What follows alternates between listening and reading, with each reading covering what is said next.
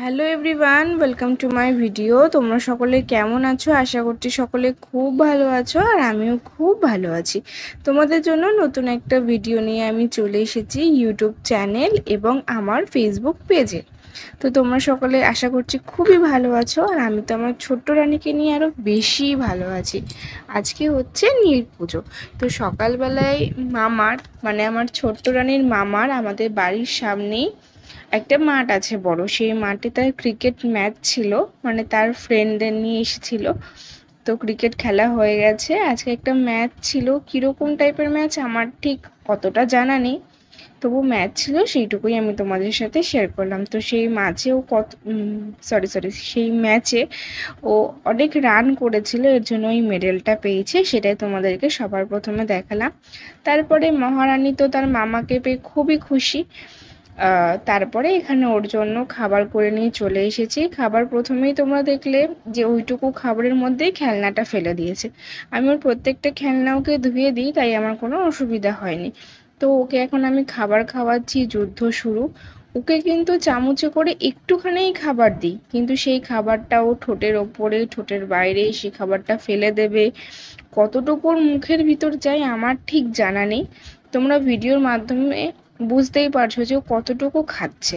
মানে ও যে খাবার নিয়ে এত পরিমাণে আমাকে জ্বালায়, সেটা ধারণা করতে পারবে না তোমরা যদি সামনাসামনি না দেখো। আমার মেয়ে না প্রথমে এক দুবার ভালো করে নেয়, হয়তো তোমরা ভিডিওতে যখন দেখবে তখন হয়তো ভাববে যে বাচ্চাটা বাবা কত খায়, কত সুন্দর করে খেয়ে নিচ্ছে, কিন্তু যারা সামনাসামনি দেখে তারাই জানে যে কতটা জ্বালায়। ও তোমরা দেখতেই পাচ্ছ যে কতটুকু অল্প অল্প করে ওর মুখে খাবার দিচ্ছে, আর সেই খাবারটার মুখে বাইরে ভেতরে মানে গালে জামার উপরে ফেলে দিচ্ছে। মানে আমি সত্যি কথা বুঝতে পারি না যে ওর মানে পেটে কতটুকু খাবার যায়। ওকে তো চামচে একটুখানি খাবার দিই, সেই খাবারটা নিয়ে ও যে যা জ্বালায়। ও শুধু এরকম না, মানে চামচটাকে ওর তো মাড়িটা মানে দাঁত উঠবে হয়তো, এর জন্য ওর মাড়িটা একটু দাঁত ওঠার আগে কেমন হয় না, সেটাও হয়। এর জন্য সব কিছু পাকলায়, এর জন্য ওরকম চামচটা মুখে নিয়ে নেয়। দাদেও কিন্তু খাবারটা নেয় না, খাবারটা ফেলে দেয়। একটুখানি খাবার দিই, তোমরা দেখো যে ও জলটাও খাচ্ছে না। তোমরা যদি মন দিয়ে পুরো ভিডিওটা দেখো তাহলে বুঝতে পারবে যে ও কীরকমভাবে খাচ্ছে। দেখলে যে কয়টুকু মুখে দিলাম তাও কেমন করলো। আর এখানে তার মামা ফোন দেখছিল, আর ওকে আমি এখানে খাওয়াচ্ছিলাম। তো পুরো খাবারটা খায়নি সে, ওইটুকু খাবার তোমরা দেখলে। সেই খাবারের মধ্যেও এখনও হাফেরও বেশি খাবার বেঁচে গেছে। তো অনেকটাই লেট হয়ে গেছে, ও খাচ্ছেও না, তাই ওকে স্নান করালাম। স্নান করাতে করাতেই দুটো পার্সেল চলে এসেছিলো। তো মেয়েটা আমার কোলে ছিল, তাই ভাই দুটো পার্সেল আনতে গেল। তো বাড়িতে আসলো, তো আমি ভাইকে বললাম যে ভাই পার্সেল দুটো আনবক্সিং কর, খুব তাড়াতাড়ি করে খোল, কারণ রেডি হতে হবে। তো ভাই তাড়াতাড়ি করে ওপেন করলো, আর ও তো বাচ্চা মানুষ, ও জামাগুলো সোজা করে তোমাদেরকে দেখাতেও পারছিল না, ও নিজেই ছোট আর কি দেখাবে। তো তাই আমি বললাম তুই খুলে জাস্ট এমনি ধর, আমি পরে ভালো করে দেখিয়ে দেবো। তো মামুনি দুটো মেয়ের জন্য জামা অর্ডার করেছিল, সেই দুটো জামাই এসেছে।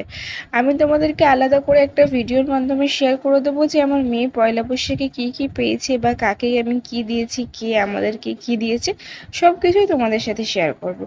তারপরে মাকে বলছি, সরি, আমার ছোট্ট মেয়েকে ছোট্ট মেয়েকে রেডি করালাম, মানে রেডি করিয়ে সব কিছু করে ওকে একটু ঘুম পাড়িয়ে দিয়েছিলাম, একটু ঘুমিয়েছিল। তারপর আমি পুজোটা সেরে নিয়েছি। পুজোটা সেরে নিয়ে আমি এখন রেডি হয়ে বেরিয়ে পড়েছি। আর তারপরে মা এসেছিল, আমি, মা, ভাই আর আমার মেয়ে চারজন মিলে এখন বেরিয়ে পড়েছি নীল পুজো দিতে যাব গঙ্গার পাড়ে, তাই মানে আমাদের নৈহাটিতে যাব ফেরিঘাটে। তো দেখো আমার মেয়েকে একই কিউট লাগছে তাই না, পুরো পিঙ্ক পিঙ্ক রানী। তো যাই হোক, এখানে আমার ছোট্ট রানীকে তার মামা কোলে নিয়ে নিল, তার ছোট্ট মামা। মামা বলল কি যে মাকে আমাকে দাও, আমি নিচ্ছি। তারপরে আমি বললাম তুই আমাকে একটু দে। এবার আমি আমার ছোট্ট রানীকে কোলে কোলে নিয়ে যাই, তারপরে তুই নিস। কি সুন্দর লাগছে আমার মিষ্টি মাটাকে। এখন আমরা একটু বেরিয়েছি, আজকে তোমরা সবাই যেন নীল পুজো। আজকে কি বার? রবিবার। তো আমি, ভাই আর আমার নানি এখন এখানে একটু বসে আছি। তো মা পুজো দেওয়ার যে জিনিসগুলো সেগুলো তুলতে গেছে, সেগুলো তুলে নিয়ে আসো, তারপরে যাবো আমরা গঙ্গার ঘাটে।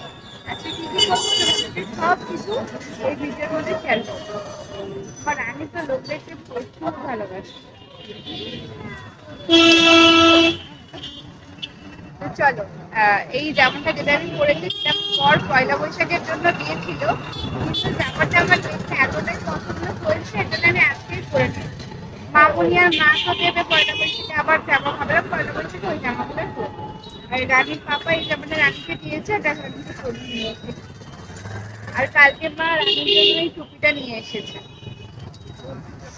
এই টুপিটা নিয়ে এসেছে মা আগের দিন রানীর জন্য, তাই প্রচুর রোদ্র টুপি পরে মেয়েটা যেতে পারে না বলে মায়ের টুপিটা রানীর জন্য নিয়ে এসেছে। তো এটাই পরি এখন। চলো, রোদ্দুরে এখন বসে আছি, রোদ্দুরে তার ছাওয়াটাই বসে আছি। মা বললো আমি কিনে নিয়ে আসি, তোরা ছাওয়াই বস। মা কিনে নিয়ে আসুক, তারপর কি করবো তোমরা সব কিছু দেখতে পারবে আজকে। আসলে আমি আমার ছোট্ট রানীকে মাঝে মধ্যেই ছোট্ট মা বলে ফেলি, তো এর জন্য না তখন আমি ভুল করে বলে ফেলেছিলাম। তো এখন আমরা একটু বসে রয়েছি এখানে, আমি এখানে একটু ফটো তুলেছি, রিলস বানিয়েছি, ভিডিও করেছি, সেগুলোই তোমাদের সাথে শেয়ার করলাম। তারপরে মা ফল, তারপর যা যা লাগে সমস্ত জিনিস নিয়ে চলে এসেছে। তারপর এখানে একটা টোটো ঠিক করছে, ওপরে যাব তাই। আমার না এটা প্রথম নীল পুজো, মানে অবশ্যই বাচ্চা হওয়ার পরে এটা প্রথম নীল পুজো। সবার থেকে শুনেছি যে বাচ্চা হওয়ার পরেই নাকি নীল পুজো করে। তো তোমরা কমেন্ট করে জানিও তো যে বাচ্চা হওয়ার আগেও কেউ নীল পুজো তোমরা করেছো কিনা। আমার তো মনে হয় না কেউ করেছে, বাচ্চা হওয়ার পরেই সবাই বলে যে নীল পুজোটা করে। তা আমার প্রথমবার নীল পুজো, আমার তো খুব ভালো লেগেছে। আর তোমরা কারা কারা নীল পুজো করেছো অবশ্যই কিন্তু আমাকে কমেন্ট করে জানিও, মানে কার এই বছরে প্রথম নীল পুজো হলো কমেন্ট করে জানিও কিন্তু। তো এখন আমরা নৈহাটির ফেরিঘাটে চলে এসেছি, প্রচণ্ড পরিমাণে ভিড় ছিল, তোমরা সেটা দেখতেই পাচ্ছ। আর প্রচুর রোদ ছিল। মা মেয়েটাকে নিয়ে এখানে বসেছিল, আর আমি আর ভাই প্রথমে স্নান করতে গেছিলাম। তারপরে স্নান করে গঙ্গার থেকে স্নান করে এলাম, আর মা এখানে একটা পাত্রের মধ্যে পুজো দেওয়ার সমস্ত জিনিস গুছিয়ে দিয়েছে। এখন যাব পুজো দিতে, মানে গঙ্গার পাড়ে একটা মন্দির আছে, তো সেই মন্দিরটায় প্রচুর ভিড় হয়েছিল। আর সেই মন্দিরটাই না আমার ভালো লাগছিল না, আমার মানে খুব মানে একটু ভিড়, তারপর কেমন করে একটু পুজো হচ্ছিল তাড়াতাড়ি করে, ওর জন্য আরেকটা মন্দির ছিল, আমি সেই মন্দিরে ভাইকে নিয়ে পুজো দিতে গেছিলাম। তো পুজো দিয়ে এখন চলেও এসেছি, তো ওখানে সবাইকেই প্রসাদ দিচ্ছিল। তো আমি একটা কলা আর একটা জামরুল নিয়ে এসেছিলাম, সেই জামরুলটাই আমার ভাই আর আমার ছোট্ট রানী সুন্দর করে খাচ্ছিল।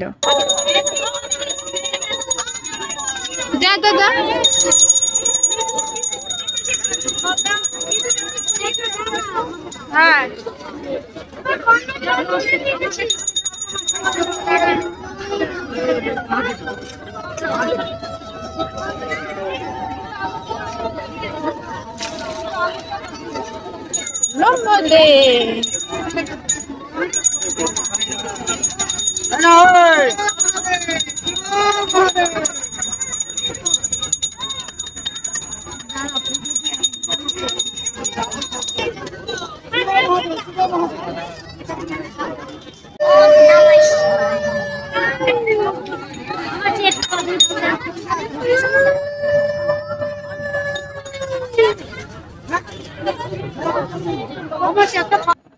তোমরা হয়তো দেখে ভাবছিলে যে আমার মেয়েটা জামরুল খেতে পারে বাবা, কিন্তু ওর কিন্তু দাঁতই নেই।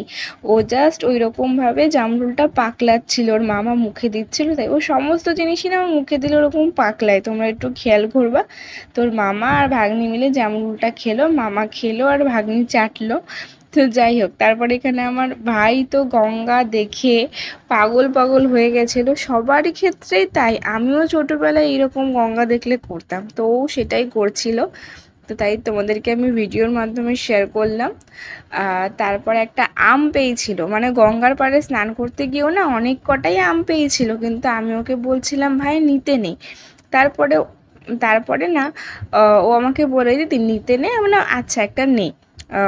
যখন তোমার সামনে আসছে সেটা হয়তো ঠাকুরের প্রসাদ হিসাবেই আসছে না, তাই ও একটা নিল, খুব খুশি হয়।